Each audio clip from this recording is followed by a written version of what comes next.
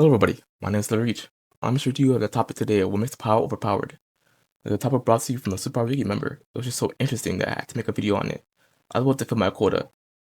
The warden has been harassing me. When I talk about what makes power overpowered, we won't be looking at attack potency, destructive potency, or any of those affiliated stats. Because let's be honest, these sub powers aren't defined to a single person. There are a myriad of uses for these powers, and if I were to go through into a different format, we'd be stuck here for like a long age. You can have the more title since me for that long. But we are going to review instead our applications, capabilities, and associations. I'm not including the also call section because that doesn't necessarily make sense. It's also just an alternative name / term for the power, which won't help in defining if a power can be overpowered or not. We also won't be reviewing techniques because it's not an official thing on the powers guide, which honestly baffled me, considering you can see some powers with that section. However, everything else is fair game. We'll start the breakdown by showing the definition of these three categories I've said previously. When it comes to explaining the definition of these three categories, I'll be using Super Wiki Powers Guide to explain, but as well as use my own words. So with that, let's review capabilities, the section that involves the most description of the power. It's a category that allows everything else to flow, such as applications, techniques, and etc. Honestly, you find the main definition of what makes the power is by reading the section, often detailing the internal mechanisms or what is required such function from the power. It is sometimes going as far to even scale the user to another power or having must-have powers in the description. You could tell that what must-have powers are. But for people who wish to hear me continue to speak, it's just a required power that the user gets in association with their primary power. Speaking of other powers, meet the application section. This section lists all subpowers or applications of the power. This section can be further divided into subsections. It has a great many subpowers and applications, although will not contain a narrative. What this bit of expression means is that the section is all factual with no inhibition of being overly descriptive like the capability section. The applications category can range from general, detailed, and other aspects. These subcategories linking to other powers that the user attains with minimal training. This is essentially called the core of the application category. And it's also the common section of the applications where powers can be uncommon to the user. Ironic. Although we don't get to see that much with the powers of the Super Wiki, or rather I don't see much examples of that. But I wouldn't forget about the detail because it gives a percentage that powers can be uncommon to some users of the power, which will be an important thing to talk about later, so keep an eye out on that. Now we move to the last section, associations. Now this gets pretty interesting because there's two sections named after associations. Associated archetypes and associated powers. However, we will be reviewing associations as a whole because I see it as not really making sense to separate both of these, especially when they're kept together in almost all points of Super Wiki pages. When it comes to associations, the section lists powers that are related, connected to, or those that the user may be able to gain powers that are listed in the applications or capability section. The sentence I previously just said begins to flip things a little bit, as it clearly states that in argument there's a potential chance for the user to have connection such as ownership of another power that they themselves don't originally have, nor they're often to train for.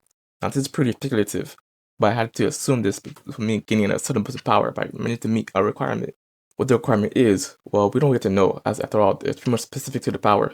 We ran through all the definitions of these three sections, and I feel that it's pretty safe to say that capabilities isn't what makes power overpowered.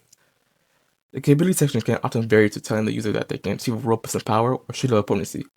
The definition of the power isn't what makes it overpowered because it doesn't inherently tell you what the user can get up to with these powers.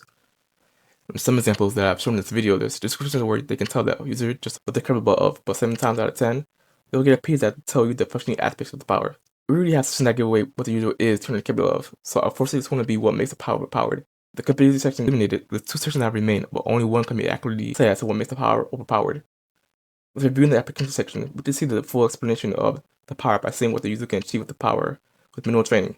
A core aspect of the application section can be summed up as a basic set to what the user has as can achieve. We as well have to explore the common section, which are essentially uncommon powers to the user. Powers that are common but not common enough that every user can be expected to have them, which paints a clear picture that the user's potential to become overpowered. If we just solely rely on the application section for power, then 5 times out of 10, the user won't be able to keep reaching their full ability. They don't have the ability to meet the uncommon powers that they're not expected to have them. What makes power overpowered is the association section. Earlier I said something that might have changed your mind about what section will be most overpowered, and for those of you with their mind unchanged, then I'm happy to repeat it again. The association section lists powers that are related, connected to, or those that the user may be able to gain.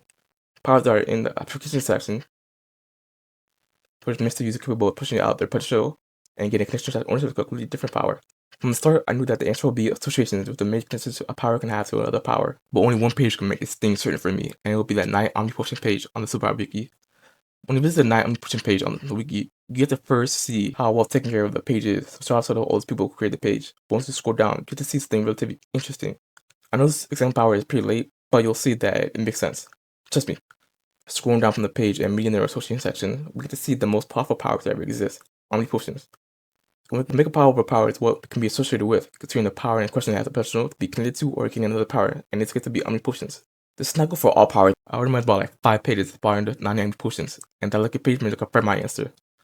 Another page that's for my answer as well is personal mysticism. I looked down towards the association section, and I literally got to see that it confirmed a thought. Originally, I thought Omni Potions would be, of course, be capable of reaching to the Omni Potions page because it is a nigh all-powerful power, but within the personal mysticism page, you get to see that the association sections isn't all catered to the most obvious as initially thought. With the association page of personal mysticism, there's even a chance that connection with the divinity alongside with personal mastery. Two powers that are outright ridiculous in and of itself.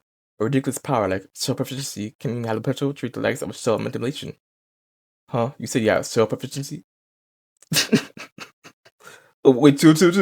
No, I'm sorry. You don't have to do all that now. Or is it him? Him. While we have divided down into associations being a possible answer, I'd like to review the other answers that were stated in the forum as to where I got this idea from. One person message got me thinking, and I realized I hadn't yet said anything about why I decided to follow the guide instead of going about this in a personal interpretation. Besides the obvious reasoning. In the original post, you can see that there is an option for just your own understanding of the power, which is a great answer and easily solves this debate. Hell, you don't even see associations in the original topic, nor do you see me covering known users. I went about this in the terms of the guide simply because I wanted to delve into exactly what would make the power itself overpowered. Not what you can understand about the power, nor about the users too, because that's what makes you overpowered, not the power. However, there were indeed some great answers in the forum, especially Mr. Sago Ramers. So applaud all the users in the forum for that. I especially give my thanks to BlackMan90 for this great idea.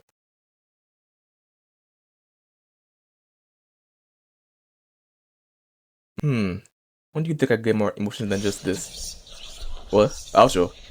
Thank you everybody for watching the video. This was an interesting idea to delve into, and I found recording it to be exciting. I don't exactly have news about what to say, so I hope you had an exciting time, just like I did when writing the video. Do make sure to subscribe and such or leave a like.